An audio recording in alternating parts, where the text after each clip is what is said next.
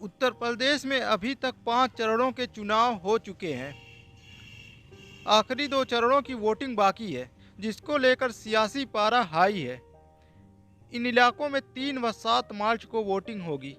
3 मार्च को मुख्यमंत्री योगी आदित्यनाथ के गढ़ गोरखपुर में और 7 मार्च को प्रधानमंत्री नरेंद्र मोदी के गढ़ वाराणसी में वोटिंग होगी।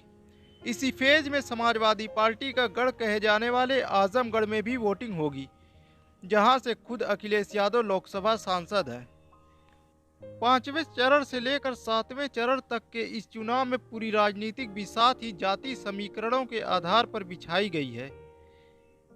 इन 2 चरणों में असली परीक्षा मुख्य दलों के साथ साथ उन छोटे दलों की है जिन्होंने उत्तर प्रदेश के चुनाव में एक नई कहानी लिखनी शुरू की। इन दलों में अपना दल, सपा और निषाद पार्टी शामिल है।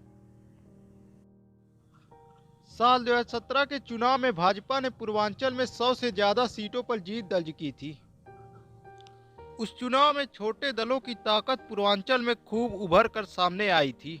उनमें उस वक्त अपना दल के पास 4 सीट, सुभाषपा के पास 3 और निषाद पार्टी के खाते में 1 सीट आई थी। लेकिन इस बार मुकाबला एक तरफा नहीं है और बीजेपी इस बात को समझती है। चर्चा है कि प्रधानमंत्री नरेंद्र मोदी आखिरी चरण में 2-3 दिन लगातार इस इलाके में चुनाव प्रचार करेंगे। मोदी के इस दौरे को भाजपा की टेंशन से जोड़कर देखा जा रहा है। गौरतलब है कि ओम प्रकाश राजभर की सुहेल देव भारतीय समाज पार्टी पिछले चुनाव में बीजेपी के साथ थी, लेकिन इस बार सपा के साथ गठबंधन में है और 18 सीटों पर चुनाव लड़ रही है। इसके अलावा बीजेपी से बगावत कर समाजवादी पार्टी में शामिल हुए स्वामी प्रसाद मौर्य की किस्मत का फैसला भी इसी चरण में होगा। स्वामी प्रसाद मौर्य उत्तर प्रदेश के फाजिल नगर सीट से मैदान में है।